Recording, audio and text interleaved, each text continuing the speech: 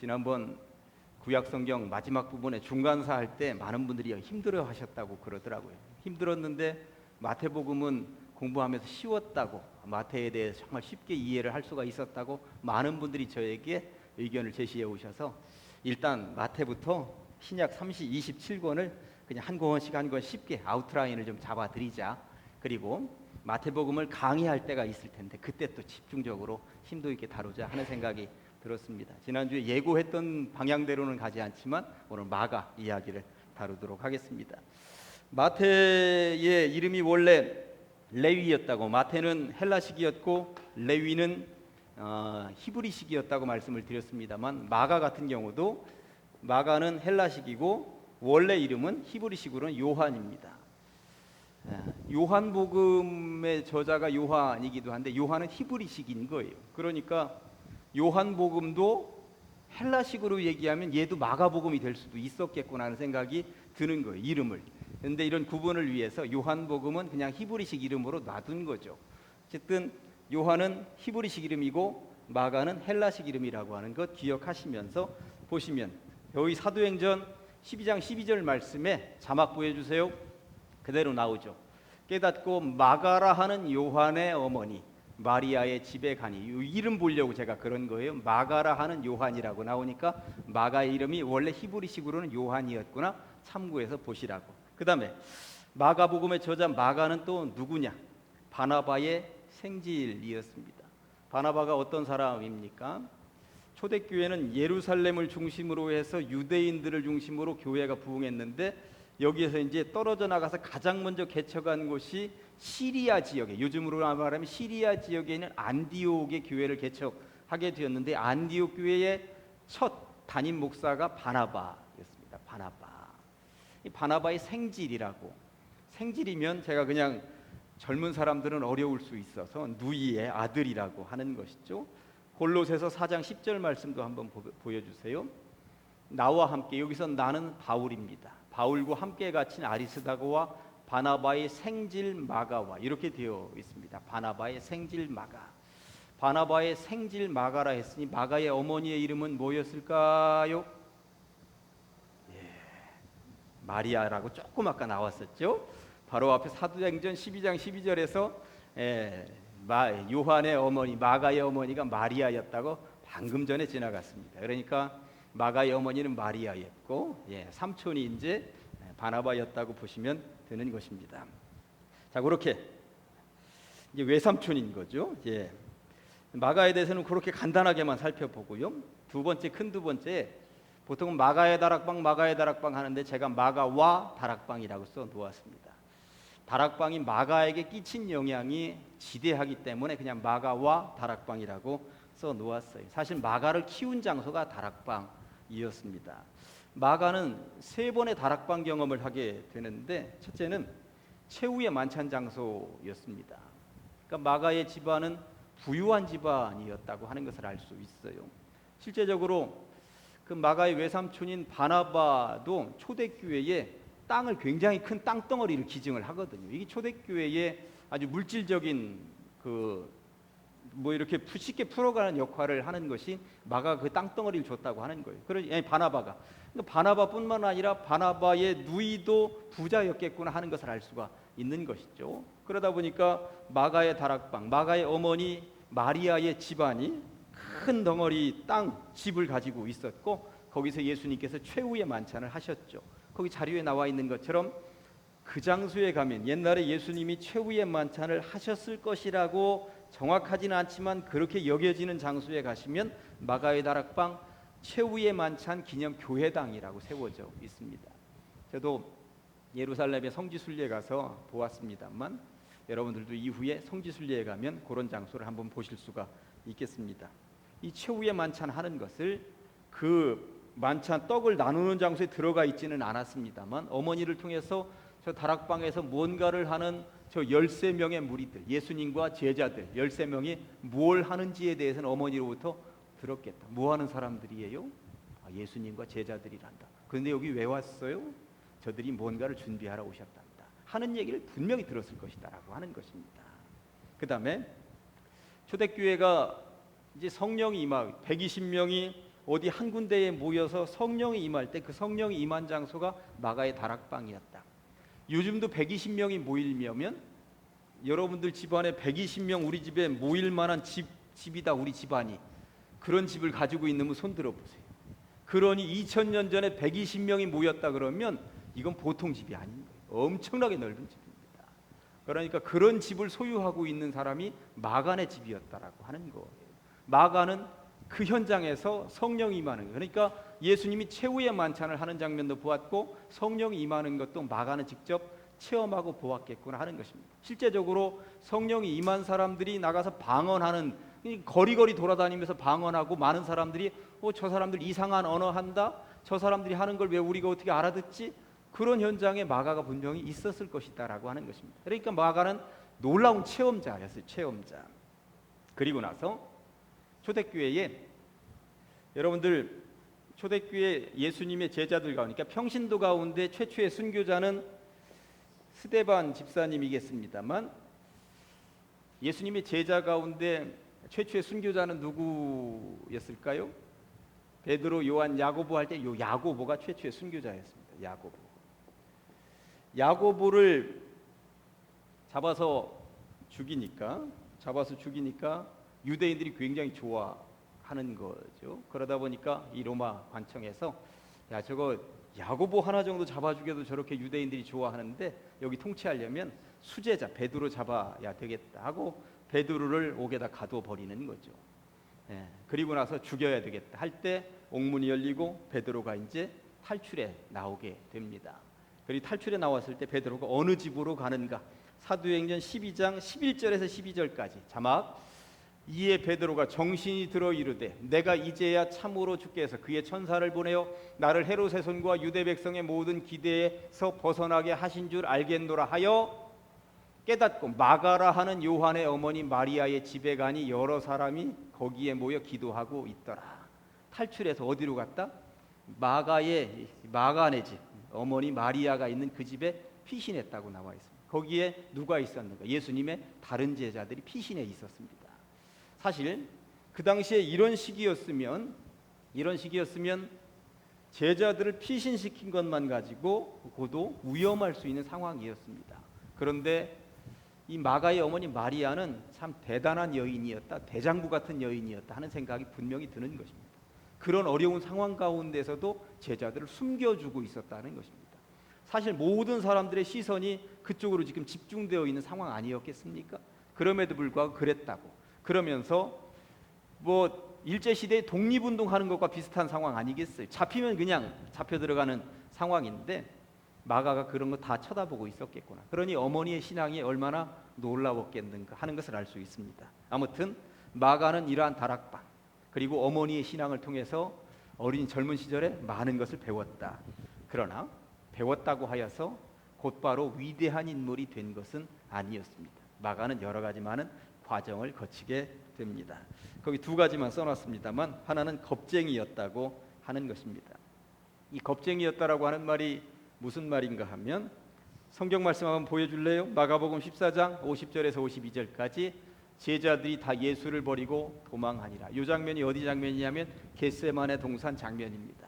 겟세마네 동산에서 이제 병사들이 들이닥쳤고 예수님은 잡혔고 제자들은 전부 다 뿔뿔이 흩어져서 도망갔습니다. 그리고 잡힌 예수님이 겟세마네 동산에서 예루살렘 성 안으로 지금 붙잡혀서 들어오는 거예요. 그때 한 청년이 벗은 몸에 배 혼이불을 두르고 있었다고 하는 것은 집에서 잠자고 있었다는 이야기인 거예요. 그런데 밖에가 시끄러우니까 이 뭔 소리야 하고 나와봤다는 거죠. 두르고 예수를 따라가다 저 양반 우리 집에서 엊그제 그 최후의 만찬 하던 양반 아닌가? 이런 생각을 마가가 했을 것이다. 우리에게 잡힘에 배 혼이불을 버리고 벗은 몸으로 도망하니라. 근데 이 사람은 청년이라고만 나와 있습니다만 많은 학자들은 저 사람이 마가였을 것이라고 이야기를 하는 것입니다. 왜냐하면 성경을 쓰다가 보니까 앞부분에 거기 자막 다시 보여주세요. 앞부분에 제자들이 예수를 버리고 다 도망하니라 여기까지 썼는데 너무나도 마가가 마음에 찔리는 거야. 제자들만 도망갔나? 나도 도망갔는데 하는 생각이 들었던 것이죠. 실제적으로 마가복음을 보고 마태도 거기다 살 붙여서 마태를 쓰고 누가도 살 붙여서 누가를 썼다고 말씀을 드렸잖아요. 마태복음이나 누가복음에는 한 청년이 배 톱니부를 두고 도망가는 이야기가 나오지 않습니다. 유일하게 마가복음에만 나오는 장면이에요. 그러니까 마가는 너무나도 양심에 걸려서 제자들만 도망간 게 아니라 나도 도망갔는데 그냥 더 이상 책을 써내려갈 수가 없었던 것이죠. 그렇다고 자기 이름 밝히자니 부끄럽고 그냥 한 청년이라고 묻어가면서 그렇게 했을 것이다 하는 것입니다. 아무튼 겁쟁이였구나 하는 이야기들을 하는 것입니다. 두 번째, 끈기 없는 젊은이 마가. 여기 이제 오타나 썼다고 말씀을 드렸습니다. 사도행전 13장 13절을 보면 말씀이 이렇습니다. 전도 여행 중이었습니다. 1차 전도 여행. 바울과 및 동행하는 사람들이 바보에서 배 타고 밤밀리아에 있는 버가에 이르니 요한이 마가예요. 요한은 그들에게서 떠나 예루살렘으로 돌아갔다고 나와 있는 장면입니다. 전도 여행 시작한 지 얼마 되지도 않았을 때였어요. 도망간 장면입니다. 왜 도망갔는지에 대해서는 성경에는 한 글자도 나와 있지 않습니다. 그런데 학자들이 이리저리 연구하고 밝혀낸 것에 의하면 이유는 넷 중에 하나이거나 넷 다이거나 넷 중에 일부이거나 그럴 것이다 하는 거였습니다. 첫째는 향수병일 것이다. 고향을 떠났잖아요. 고향을 떠났습니다. 고향을 떠났는데 어머니가 얼마나 보고 싶었을까 하는 생각이 드는 것입니다. 그 젊은 나이에 나와서 지금 생고생하는 거예요. 생고생을. 요즘처럼 비행기 타고 선교여행 다니는 시절도 아니고요. KTX 타고 다니는 시절도 아닙니다. 배 타고 걸어서, 배 아니면 걸어서.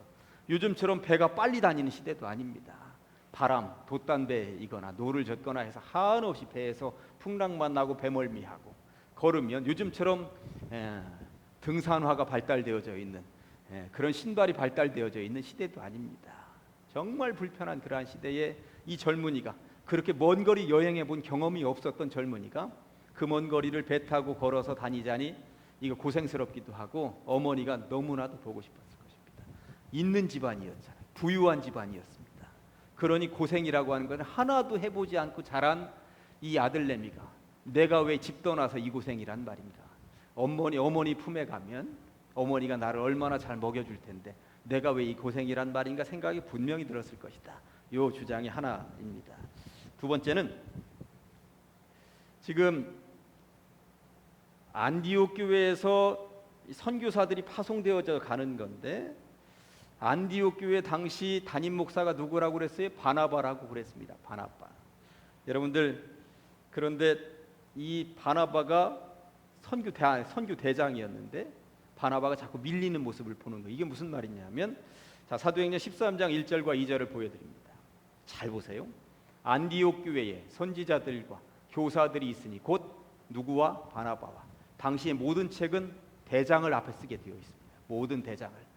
저게 순서입니다. 그 교회의 서열입니다. 그 교회의 직분 서열이에요.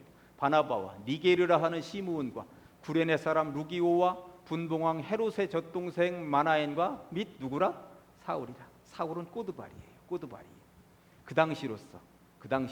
그러니까 바나바가 대장이고 사울은 그냥 밑에서 잔심부름이나 할까 말까한 그런 사람이었다고 하는 것입니다.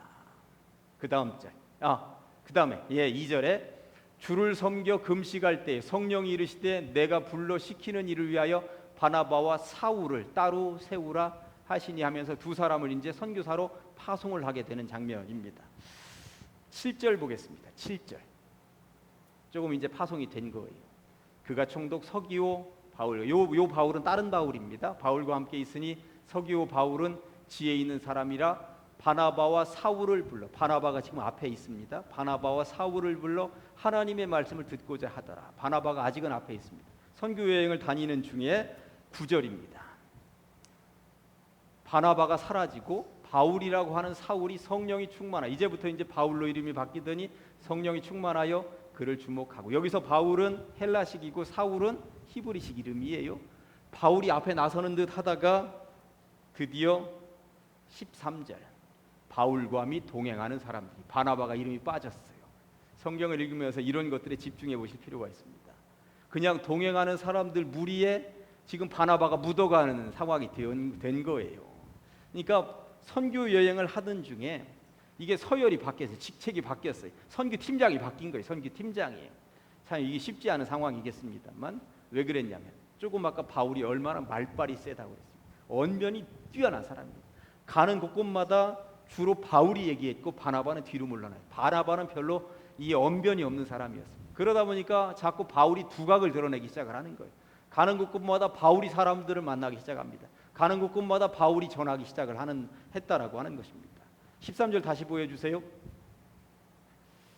바울과 및 동행하는 사람들이 바보에서 배 타고 밤빌리아에 있는 버가에 이르니 요한은 이런 장면을 보고 요한은 그들에게서 떠나 예루살렘으로 돌아갔다고 나와 있는 것입니다.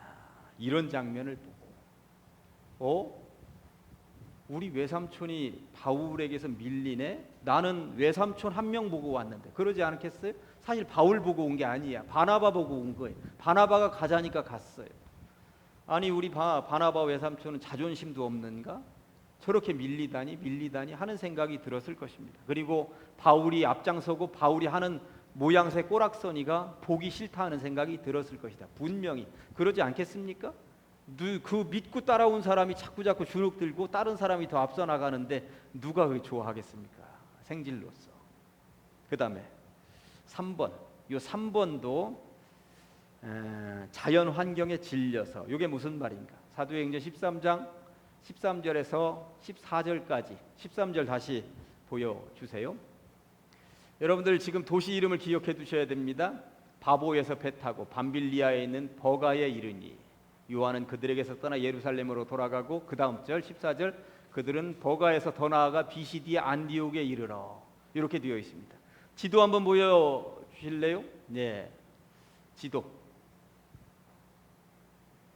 여러분들 지도 보시면 저 오른쪽에 빨간색과 노란색이 오른쪽에 합쳐지는 곳이 안디옥이라고 되어져 있습니다. 저기 이제 수리아라고 하는 요즘으로 말하면 시리아라고 하는 지역이죠.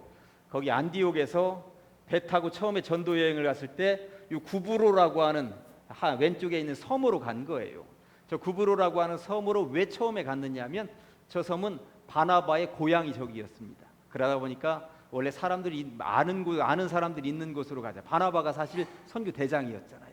그러다 보니까 저 구브로라고 하는 섬 살라미로 가서 바보가 나왔었죠. 바보에서 배 타고 어디로 갔습니까? 밤빌리아에 있는 버가로 갔다고 나와 있는 거예요. 그럼 버가에서 어디로 올라가요? 저 비시디아에 있는 안디옥으로 지금 올라가게 되었다고 하는 이야기인 것입니다. 그런데 저기 지도 놔두세요. 자연 환경에 질려서라고 하는 말이 뭐냐면 요 밑에서 안디옥을 바라보면 비시디아 안디옥 지역은 고산지대였습니다. 1000m 정도 고산지대였던 거예요. 조금 아까도 말씀드렸습니다만 곱게 자란 마가였습니다. 어디 험한 생활 해보지 않았어요. 그런데 저 높은 산자락, 저 언덕, 저 고산지대 바라보니 이게 엄두가 안 나는 거예요. 엄두가 안 나요. 저 고산지대까지 가는데 1000m가 넘는 산을 하나 넘어야 됐고 저기도 고산지대에 놓여 있었다고 하는 것입니다. 저 상황을 보고 내가 미쳤지 하는 생각이 분명히 마가로서는 들었겠다 하는 생각이 드는 것입니다. 그리고 지도 놔두세요. 여기 네 번째 바울의 질병을 보면서 이렇게 되어 있습니다. 이 배 섬에 바보에서 올라간 버가라고 하는 곳이 고운다스판 지역이었어요. 학자들은 저기 버가라고 하는 그곳에서 바울이 풍토병에 걸렸다고 이야기들을 합니다. 그러면서 고산지대로 올라갈 수밖에 없었던 이유는 고산지대 가면 서늘한 곳에 가서 일단 몸을 안정시키고 치료의 효과를 높이기 위해서 고산지대로 올라갔다고 이야기를 하는 거예요. 그 말도 맞거든요. 왜 그 말이 맞느냐면 저 위쪽에 고산지대 비시디아 안디옥이 있는 그 넓은 지역을 일컬어서 갈라디아 지역이라고 이야기도 합니다. 갈라디아서 4장 13절에 보면 이렇게 되어 있습니다. 자막 보여주세요. 갈라디아서 4장 13절에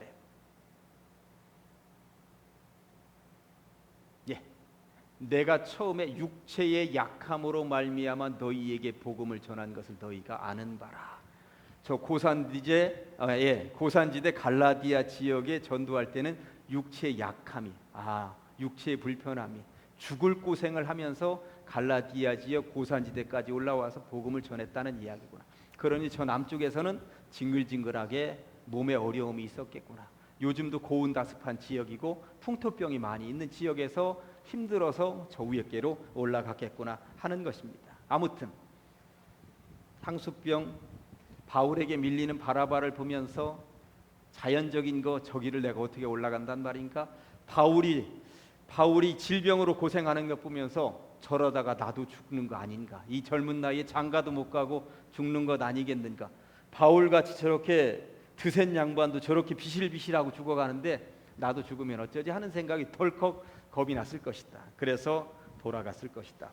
학자들은 이렇게 이야기를 합니다. 그런데 중요한 것은 이랬던 마가가 어느 순간 마가복음의 저자가 되어 있어요. 참 신기하죠. 중간에 어떤 일이 있었기에 초대교회 중심 인물이 되어 있는가? 사실 초대교회 중심 인물이 되어 있다라고 하는 것, 제가 여기 4번에 성경 구절 4개를 써놨는데 이 4구절에는 공통적으로 마가라는 이름이 들어가 있습니다. 저는 이 4구절을 읽으면서 많은 사람들은 그냥 지나갑니다. 그런데 저는 이 4구절을 읽으면서 이게 옛날의 마가가 아니구나, 마가가 지금 놀랍게 변화되었구나 하는 것을 알 수가 있습니다. 하나하나 살펴볼까요? 골로새서 4장 10절을 한번 살펴보면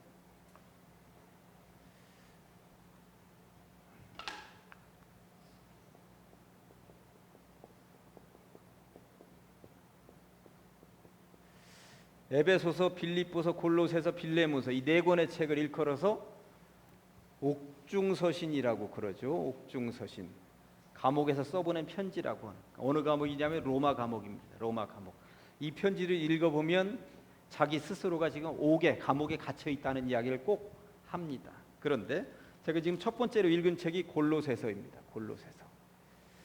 골로새서 4장 10절, 나와 함께 갇힌 아리스다고와, 그러니까 요까지가 아리스다고라고 하는 바울의 제자이거나 동료이거나 이 사람이 옥에 지금 같이 갇혀 있어요. 여기까지는 갇혀 있는 것이고, 바나바의 생질 마가와, 이 마가에 대하여 너희가 명을 받았음에 그가 이르거든 영접하라. 마가는 바울이 옥에 갇혀 있는데 옆에서 옥바라지를 해주는 사람입니다.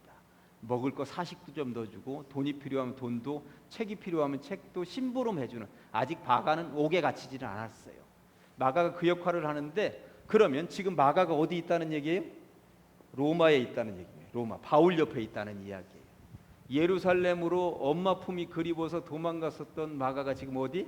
로마에 있다는 이야기입니다. 로마에. 그런데 로마를 지금 어디로 보내겠다고 그럽니까? 그가 이르거든 영접하라. 어디로? 골로새로 보내겠다는 이야기예요. 로마가 이렇게 있고, 그리스 지역이 이렇게 있고, 여기가 바다 건너 터키 지역입니다. 그리고 예루살렘은 요 남쪽에 있습니다.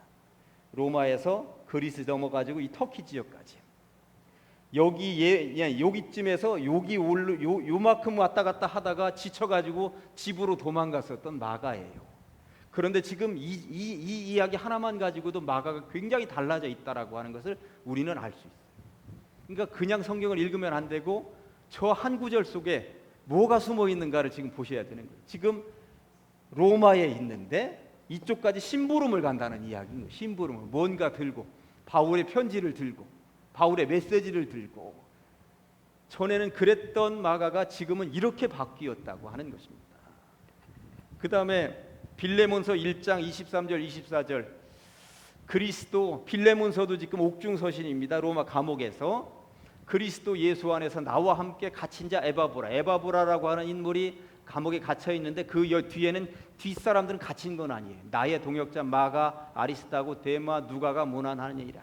내 옥바라지를 해주는, 주변에서 나를 감옥에 갇히지는 않았지만 도와주는 이 사람들이 문안한다. 지금 마가가 이 골로새서를 또 써보낼 때처럼 지금 로마에 있다는 이야기입니다. 로마. 그리고 조금 있으면 골로새서로 갈 것이다. 아무튼 로마 지역까지 가 있다. 그 다음에 디모데후서 4장 11절, 누가만 나와 함께 있느니라. 사실 디모데후서도 감옥에서 써보낸 편지입니다. 그런데 옥중서신이라고 하는 것에 배치를 하지 않은 이유는 디모데라고 하는 후배 목회자에게 써보낸 편지이기 때문에 구분을 하기는 목회서신이라고 이렇게 구분을 해요. 감옥에서 써보내긴 했는데, 그런데 디모데후서는 사도 바울이 써보낸 가장 마지막 편지입니다. 그러니까 죽기 직전에 마지막에 써보낸 편지가 디모데 후서인데, 디모데에게 편지를 써보내면서 바울이 누가만 나와 함께 있냐, 내가 얼마나 쓸쓸한지. 여기 빌레몬서한테 써보낼 때만 해도 이 사람 저 사람 저 사람 이 사람이 함께 있었는데 지금 죽을 때가 되니까 많은 사람들이 떠났습니다. 사실 여기 빌레몬서에서 언급했었던 데마라고 하는 사람도 세상이 그리워서 떠났어요. 사실 여러 사람이 떠났는데 다시 그거 보여주세요. 누가만 함께 있느니라. 네가 올 때에 마가를 데리고 오라. 그러면 지금 디모데가 목회하는 곳이 어디냐면 여기에 있는 터키 여기에 있는 에베소라고 하는 곳입니다. 에베소.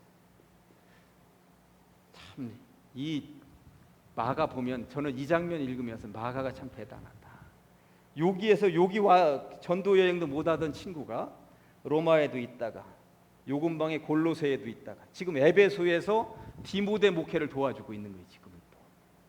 그러니 신출기물, 동분서주, 지금 마가가 그러고 있었다는 이야기인 것입니다. 마가를 좀 데리고 와라. 그러니 여기서 하고 있는데 로마로 좀 데리고 와라. 그러니까 처음에 젊은 시절에 로마에서 바울을 돕고 있다가 여기도 갔다가 다시 또 로마로 좀 데리고 와라. 마지막 순간에 그러고 있다는 것입니다. 보고 싶다. 내가 죽기 전에 꼭 보고 싶은 인물 첫 번째가 누구다? 마가다.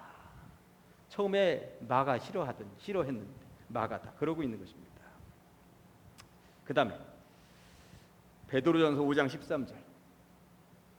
이건 베드로가 써보낸 편지입니다. 그런데 바울하고만 친한 줄 알았더니 베드로하고도 친합니다. 베드로가 편지를 써보내는데 택하심을 함께 받은 바벨론에 있는 교회가 너희에게 문안하고 내 아들 마가도 그리하느니라. 어느새 베드로의 영적인 아들이 되어 있다고 하는 것입니다. 보면서 비겁자였고 그리고 끈기도 없이 중간에 도망갔었던 그러한 마가였는데 초대교회에 이런 중심 인물이 되어 있었던 배경에는 도대체 뭐가 있었을까?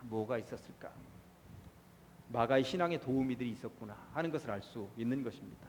일단 어머니 마리아 얼마나 기도했겠는가 하는 생각이 드는 것입니다.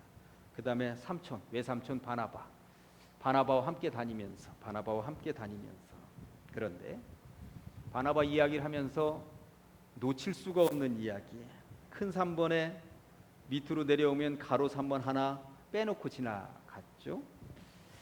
이 마가가 처음에는 바울과 바나바의 1차 전도여행 때에는 같이 가다가 중간에 빠져나온 인물이었습니다만 바울과 바나바가 분쟁하고 분열하는 단초를 마련하는 인물이 되었다고 하는 것입니다. 이 장면은 많은 분들이 알고 계시기는 하겠습니다만 사도행전 15장 35절에서 41절까지 내용이 좀 길긴 합니다만 방송실 나올 수 있죠?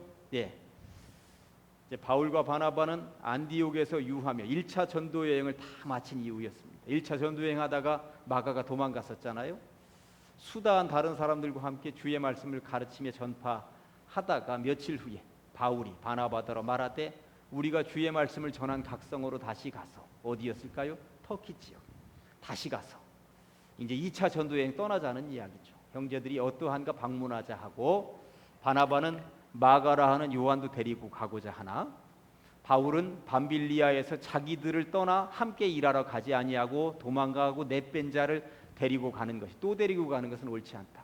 그놈 싹수가 놀았다. 또 데리고 가면 또 도망갈 것이다.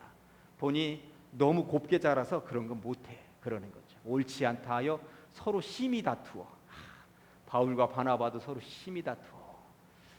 참 저 장면이 바울에게는 오게티예요. 사실 젊은 시절에 서로 심히 다투어. 지난주 주일날 예배 시간에 고린도 교회가 서로 분열하고 분쟁할 때에 사랑이 부족해서 그랬다고 하는 거 바울이 고린도 교회에서 편지를 써보냅니다만 저거 이후거든요. 고린도 교회 전도하기 전이에요. 저기는 그러니까 저 때만 해도 바울은 아주 이 불이었어요. 불덩어리였습니다. 불덩어리예요. 예, 서로 심히 다투어 피차 갈라서니 바나바는 마가를 데리고 배 타고 구브로는 어디라고 그랬습니까? 바나바의 고향 섬이었습니다. 그러니까 바나바는 자기 섬으로 마가 데리고 갔죠. 마가도 거기가 고향이었을 거예요. 예, 어머니 고향. 구브로로 가고 바울은 신라를 택한 후에 형제들에게 주의 은혜에 부탁함을 받고 떠나 수리아와 길리기아로 다니며 그 2차 어디로 가서 터키 지역으로 올라간 거예요. 1차 전도 여행하면서 개척했었던 곳으로 그렇게 떠나가게 되었다. 어쨌든 마가는 1차 전도 여행에 도망간 것 때문에 그렇게도 친숙하게 지내던 바울과 바나바가 갈라지게 하는 단초 역할을 했다라고 하는 것. 그런데 그랬던 마가는 이후에 놀랍게 달라졌다고 하는 것입니다. 어쨌든 삼촌 바나바 따라서 2차 전도 여행은 다른 지역으로 갔는데 그 섬 고향 지역으로 가서 그 이후에 그 고향 땅을 어떻게 변화시켰는지에 대해서는 기록에 남아있지 않습니다. 그리고 이후에 바울을 또 만나고 베드로를 또 만나면서 마가는 놀랍게 성장했구나 하는 것을 알 수 있습니다. 그러한 것의 결과가 뭐예요? 마가복음의 저자가 되었다고 하는 것입니다.